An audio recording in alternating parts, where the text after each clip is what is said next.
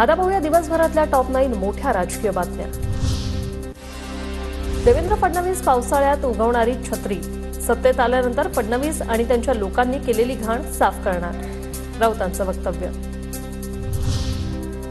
तर संजय राऊत पावसाळ्यातले गंबूट, नितेश राणेंचा पलटवार। फडणवीसांसारख्या अनुभवी विद्वान माणसाबद्दल बोलणं राऊतांना शोभत नाही, अशी ही टीका। एकनाथ शिंदेंना बाजूला करून देवेंद्र फडणवीस यांच्या नेतृत्वाचं सरकार अमित शहांना आणायचंय, जयंत पाटलांची सरकारवर टीका। शिंदे गटाकडून शिवसेना हिसकावण्याचा प्रयत्न, नगरसेवक आणि पदाधिकारी खरेदी करण्यासाठी 3 ते 4 हजार कोटींचा वापर, संजय राऊतांचा आरोप।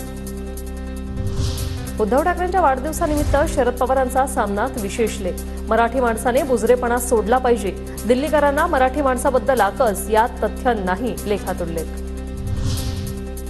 उद्धव ठाकरेंच्या वाढदिवसानिमित्त मातोश्री बाहेर जोरदार बॅनरबाजी, मातोश्री बंगल्याला आकर्षक फुलांची सजावट।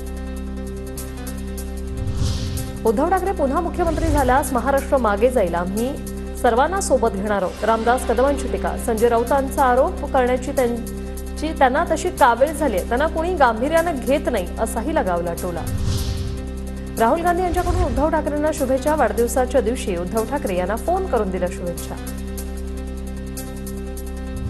ठाकरेंनी देशाच्या राजकारणात ठसा उमटवलाय, त्यांना देशाच्या राजकारणात मोठं महत्त्व, उद्धव ठाकरेंचं भविष्य उज्ज्वल, सुशीलकुमार शिंदेंकडून ठाकरेंना शुभेच्छा।